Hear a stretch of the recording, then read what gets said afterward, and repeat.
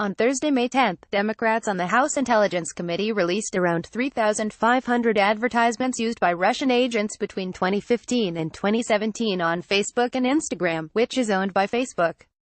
Within the records of ads, one name stood out above most: Beyoncé. The release from the House Democrats shows that Russian ads tried to use Beyoncé to exploit people's views on race. The key word, though, is tried.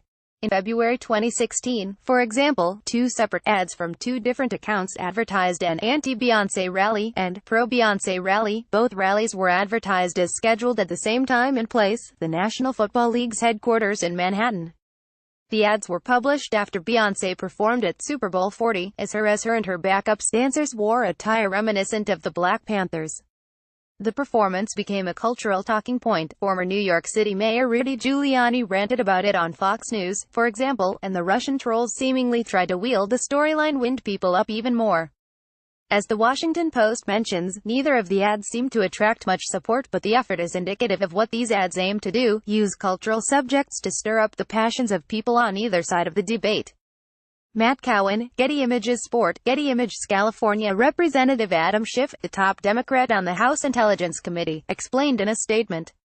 They did this by creating fake accounts, pages and communities to push divisive online content and videos, and to mobilize real Americans, unwittingly, to sign online petitions and join rallies and protests.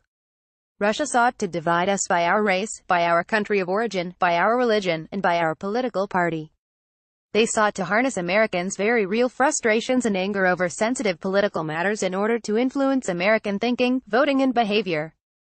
This was accomplished by engaging in online communities built around common interests and that appeared organic and American, but were actually run by a troll farm in St. Petersburg.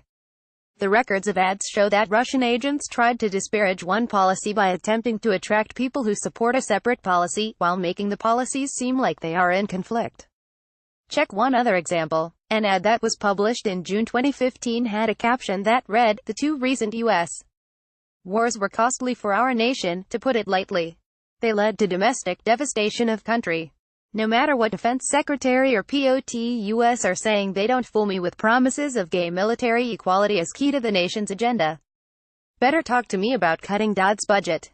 Folks, during the summer of 2015, the rights of gay and lesbian couples in the military, and the benefits they have access to, was a subject that was trending in the news. The ad that alluded to that news very clearly tried to undermine support for the subject by attracting the attention of people who desire cuts to the military.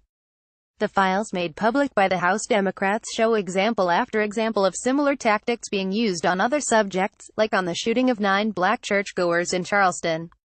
Joe Redl, Getty Images News. Getty Images. The ads were released in an effort to help Americans understand what types of content troll farms use to try to gain attention, Schiff said.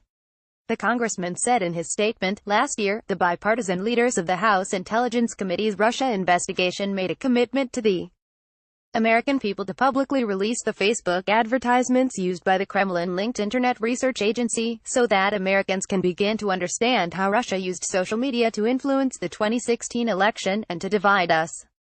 Among the people and topics those trolls tried to use to divide us, I was, clearly, Beyoncé.